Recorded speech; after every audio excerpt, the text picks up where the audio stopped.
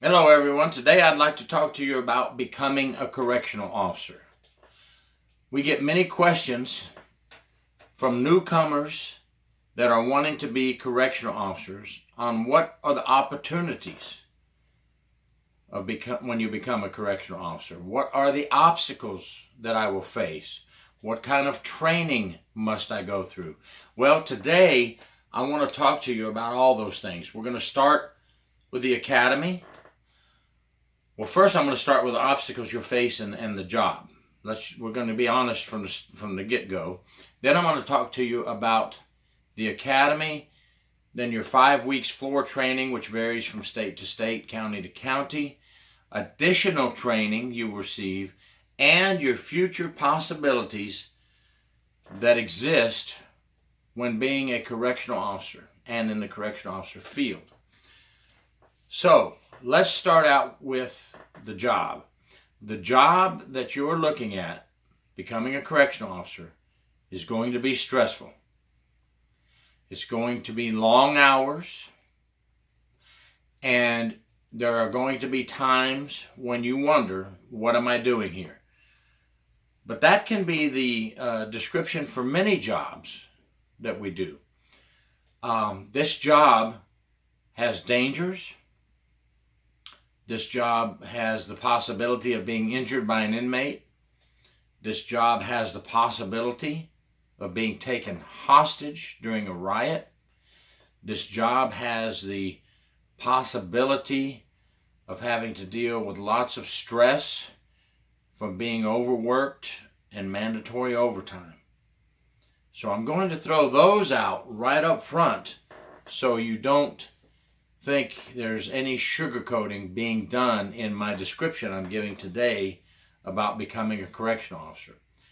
It is not for everyone, but for those who can handle the job of being a correctional officer, it does have a future, and it does have a retirement, and it does have its benefits. So let's just talk about it from the start. Let's talk about the Correctional Officer Academy.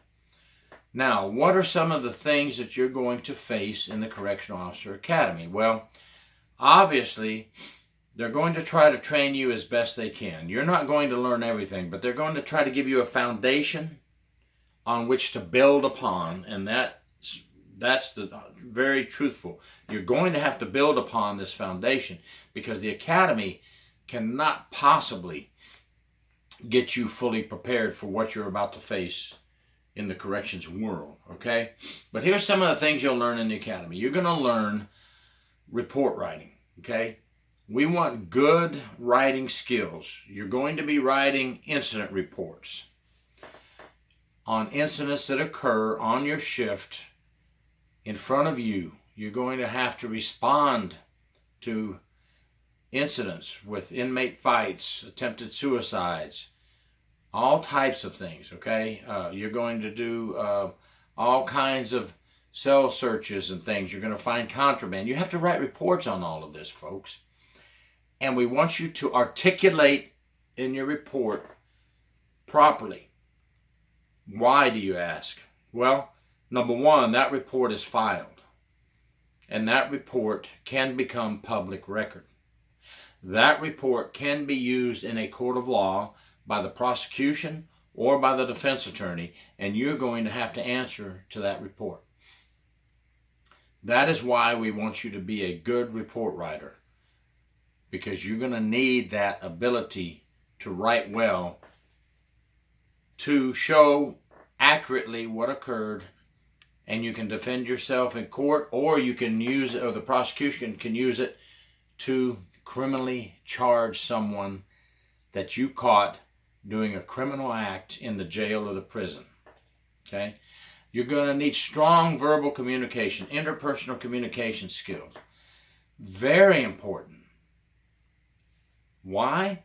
Because you may be able to talk down an inmate who has escalated to the point of becoming physical. And if you can talk them out of becoming physical and you have to use your self-defense training to defend yourself, you are a big winner there. If you can use your interpersonal skills and you communicate well, you could save yourself a lot of report writing, okay? A lot of report writing. I think it's better to work smarter, not harder, but you won't always be able to talk down an inmate, even with great interpersonal skills. And when those times come, then your self-defense training will be of utmost importance, and your physical fitness will become of utmost importance as well. Interpersonal communication skills are not just with the inmates, they're with your fellow co-workers, the uniformed staff and the civilian staff. As an officer, you need to be able to communicate well with your medical personnel, your mental health personnel, the prison librarian, anybody, the drug counselors, because you may need to relay information to them about an inmate that they need to know, and they need to understand exactly what is going on. So your interpersonal communication skills is just of utmost importance for the entire success of your career and your communication with everyone behind the prison walls. What else? Well, self-defense training, right? You're going to have that. We've just discussed that. Now you know why you need self-defense training. In case an irate inmate just attacks you, swings at you, spits at you, you need to be able to defend yourself, okay? And you need to keep yourself, as I mentioned earlier, in some type of physical shape. That's why most academies across the country have, either at the entrance, the application phase, before they hire you, or in the academy, some minimal type of physical fitness that they put you through, and they want you to pass it, okay? When I joined with the Sheriff's Department after I left the state prison system and went to the Sheriff's Department, we had to do an obstacle course. Was it a highly intense obstacle course? No. But there were some people who couldn't make it through that obstacle course, and that knocked them out of the hiring qualification. So remember, keep yourself in some type of physical shape. I always preach on that one. You're going to have to pass the firearms qualification course. Now, most prisons and jails across the country have you qualify with an 870 pump shotgun, or the shotgun, whatever type they choose, and they have you qualify with a handgun. We used a Glock 40 when I first started way back in the day in the prison system. It was a 38 caliber. Whatever your agency uses, you're going to have to qualify with both those weapons. And now, many agencies are also having you just go ahead and qualify with a taser annually. You may need to use that taser. I mean, use it, yes, but you may need to carry that taser on inmate transports, hospital watches, court transports, wherever. So many agencies have now implemented the taser as an annual qualification, as well as the shotgun and the handgun. Basic criminal law. We had 2 weeks of it in our academy way back when I went through. It depends on what state and county you're in, how much you're going to get, but you're going to get taught basic criminal law, which is a good thing. You need to know the basic laws, you know, possession of marijuana, what to do, and what the charges carry.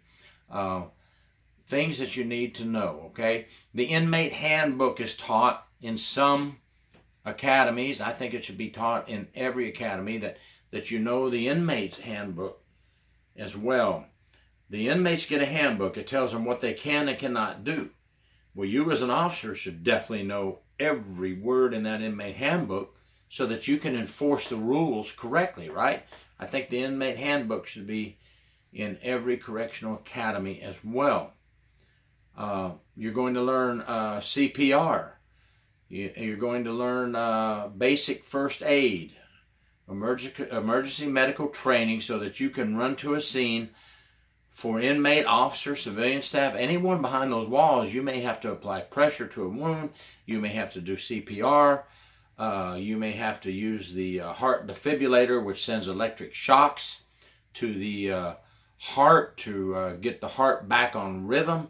All of these things are taught in the academy that you need to know to save someone's life behind the wall. Basic firefighting. We had that in our academy, and many states and counties do have that. You know, learn how to use the fire extinguisher, learn how to put out fires, learn how to respond to a fire, learn what breathing apparatuses you need to use and how to use them. You'll learn about inmate manipulation, even if it's at a bare minimum. You'll learn about ethics, even if it's at a bare minimum. Every academy should have both those intertwined somewhere in the academy, because you need to have your moral ethics in place to be a correctional officer. You need to know about inmate manipulation to be a correctional officer, and what to look for, and the tricks and games that inmates play, okay? So then you come out of the academy and you get a certificate. I'm trained and I'm off to be a real corrections officer. Now wait, not quite yet. Hold your horses. You still got a lot more training to do. You're going to be on a year's probationary status at your jail or prison. In most agencies, you're going to go through a 5 or 6 week training program on the floor with a officer who's been around a while, an officer who's proven to know what they're doing, a training officer, right? So now you're going to work the job as a correctional officer with a training officer. Now, in the sheriff's department, that training officer for 5 weeks had to do a daily report on you. Today, my trainee performed a cell search. He or she did very well. They found some contraband in whatever the contraband is. The next day, today, my trainee performed all 3 counts or the 2-day counts or whatever, and they counted and got a correct count, okay? This paperwork, which I think everybody should do for 5-6 weeks when you first come back to the jail or prison, is logged into your files. It shows you were trained in all these areas. Yes, it is for the agency's protection, but it's for your well-being as well, to show you were trained in that area. Okay, it protects everybody. And you need the training, right? And you need the real-life training, not just the academy training, where we're watching videos and speaking about things. You need the real-life hands-on training. That's what this 5 to 6 week program is for. Okay? So you're going to learn all these things for 5 or 6 weeks, everything. Trying to get you everywhere. We want to get you on an inmate transport.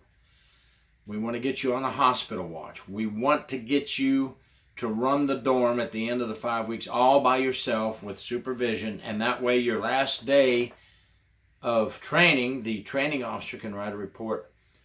On last day of training, Officer Jones, Officer Smith ran the entire dorm for the entire day alone and performed all functions properly and was successful with no incidents. Or we had an incident and Officer Jones handled that incident perfectly.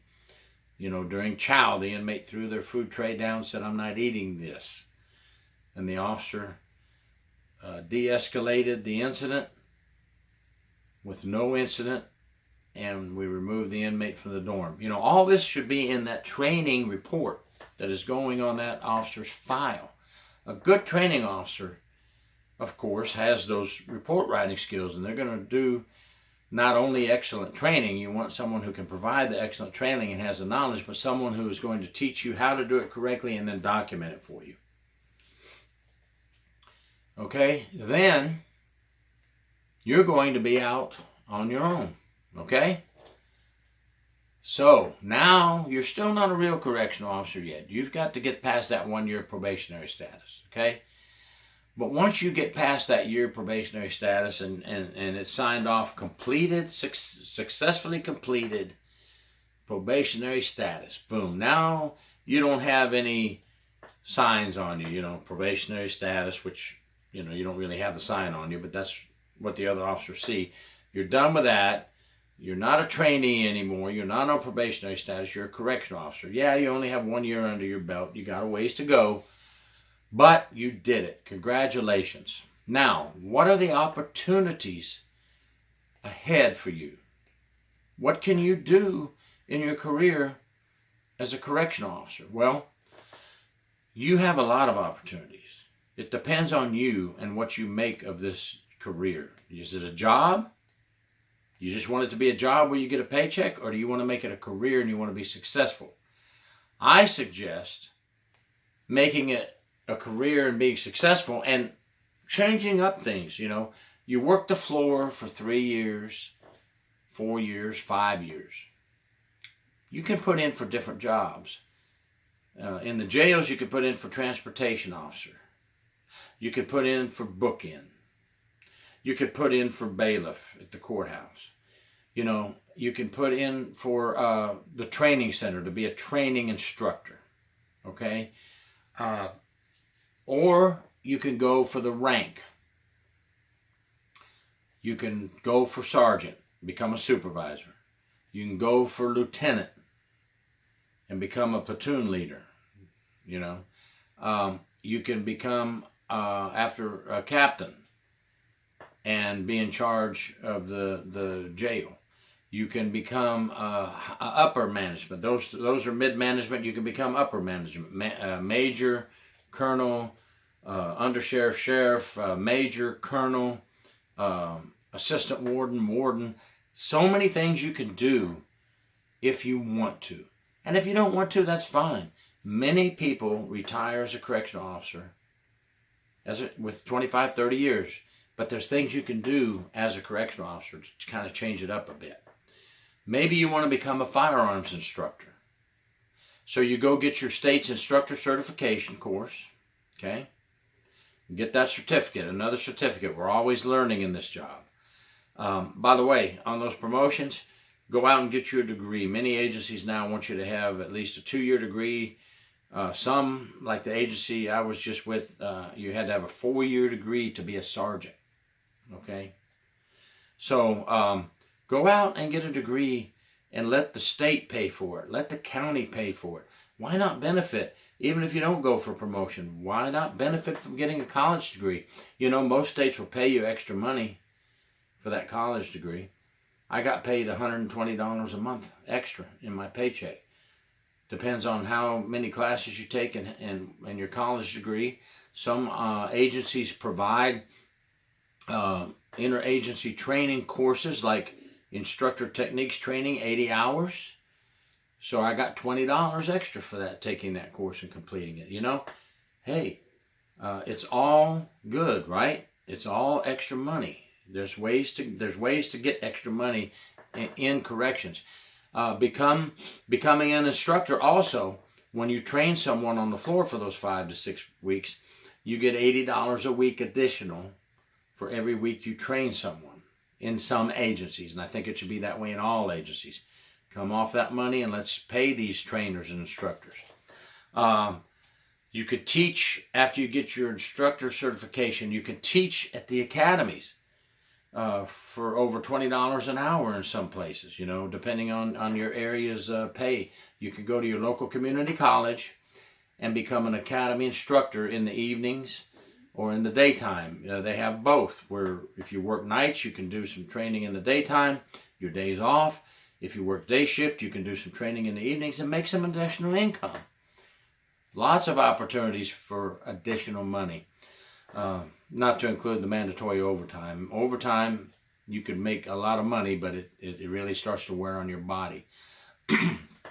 You could become a CPR instructor, where you teach CPR and you teach the heart defibrillator that I mentioned earlier, the machine that sends electrical shock waves into the body and restarts the heart or gets it back on rhythm.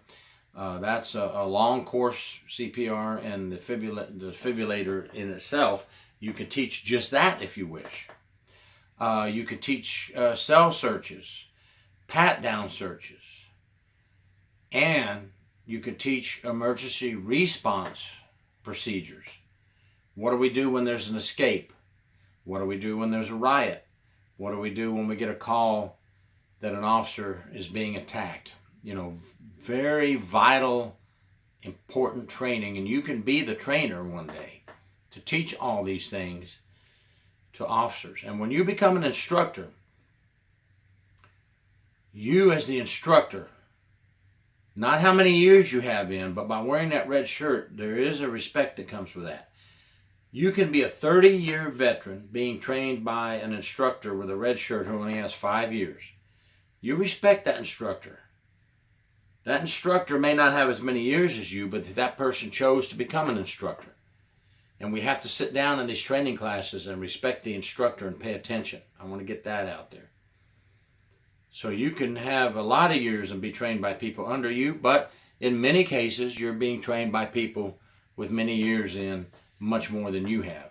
Either way, that red shirt deserves respect, especially everywhere. But on that firing range, in self-defense training, you better do what the instructor says, or you'll find yourself booted off the firing range or booted out of the self-defense class and maybe written up. One thing we do not stand for in training in the jails and prisons is disrespect towards the instructor. Please ask questions. Please state your thoughts respectfully and tactfully. I just had to add that in there since we're on that topic. So there's many, many things, and I could, I need a week. I need you in class for a week to go through everything. I'm just doing this in about a 20-minute video, but I hope it gives you the general idea. Now, what happens? What other things can you get for certificates? Well, you can get a certificate in correctional locksmith certificate. Locksmithing, yes. You could be working at the prison or jail as the locksmith. Why? Because that's what we do. We have so many secure entryways and doorways and cells and locks and keys. That is a full-time job, being a correctional officer locksmith. If you're a handyman, handy woman, a locksmith job may just be the thing for you, and break up some of the things you've done, get you off the floor for a little bit. Remember now, just because you're the locksmith doesn't mean you can't be called at any moment to come fill in a spot in the dorm, okay, or the pod. But, your main job would be the locksmith. There's jobs like that available. What about small arms certification? You could get sent to school to become a small arms certified, because we have weapons in the armory at the jails and prisons, and sometimes they need work, right? You ever been on the firing range? Well, if you're new and watching this, you haven't been yet. If you're thinking about becoming a correctional officer, you haven't been yet. But if you've been on the firing range and your weapon jams and continuously jams and there's a problem, that firearm instructor will hold the line, and you'll have to stop with your weapon down range, and they'll get your weapon from you, and they'll deem this weapon to be non-operational, and they'll put it to the side, and they'll get you a new weapon. Well, many of them are trained to take that weapon later, after they make sure it's unloaded and safe, and they'll work on that weapon, and they'll find out there's something wrong with the trigger or the coil, and they'll fix it, and it doesn't have to be sent off to the shop. We have our own small arms certified people, right? That's another job you can do. There are a lot of jobs available. There's the administrative shift, where they'll have all kinds of administrative duties. Make sure this inner side work squad is doing what they're supposed to be doing. Make sure that the bloodhounds, the inmate dog boys, as we call them, are running the dogs and exercising them, and the dogs are being well kept care of and out at the kennels. And you could also be a handler, a canine handler in corrections, and your job will be out there at the kennels. Again, yes, you could be pulled at any time to work in the dorm or pod, but your main job is to be ready and have your canines ready and trained. And there's another training certificate you could get. You and your canine can both be certified, right? Many, many opportunities in this profession, okay? You are correction/law enforcement, okay? You'll have many jobs. You could become an administrative lieutenant and do all the administrative duties an administrative lieutenant does, but you can also, you may also be assigned administrative investigations as a lieutenant. And you have to investigate incidents that have occurred within your jail or prison. And these incidents can be investigated by the lieutenant, and they don't have to go to the inspector general type cases. You know, they don't have to be forwarded to inspector general. You can handle it in-house. Many training opportunities. You can go and get homicide investigation courses. You can get all kinds of inmate manipulation courses, get certified in that. Ethics courses, get certified. What I'm trying to tell you is, being a correctional officer is just not standing there counting inmates and watching them. It's a life-saving, very risky, dangerous job with lots and lots and lots of training. Well-trained people. Contrary to some of the beliefs of people on the outside, in the free world, as we call it, that don't understand the correctional officer job. So, whether you want to be a correctional officer, mid-management, upper management, secretary of the Department of Corrections, or the sheriff, the opportunities are there and they're yours to take. What is the final benefit? And I'm doing all this in a nutshell. Well, take me, for instance. I retired in 2018. And I have a pension coming in, okay? And I have medical and dental and vision benefits carried over from my corrections career. So I get my monthly check, and I get my medical, dental, and vision benefits, okay? I have some military benefits as well, just the same as in corrections. The military has benefits at the end of the rainbow, right? There is a rainbow and a pot of gold at the end, I promise you. And you can do this and stay away from negative thoughts and negative people. Negative people will bring you down. Always ask this question when a 20-year veteran says, I hate this job, I can't stand it. Just look at them and say, well, why are you still here then? Why are you doing this job? And they'll stop. You'll see the look on their face. Well, they're doing it because they want that pension.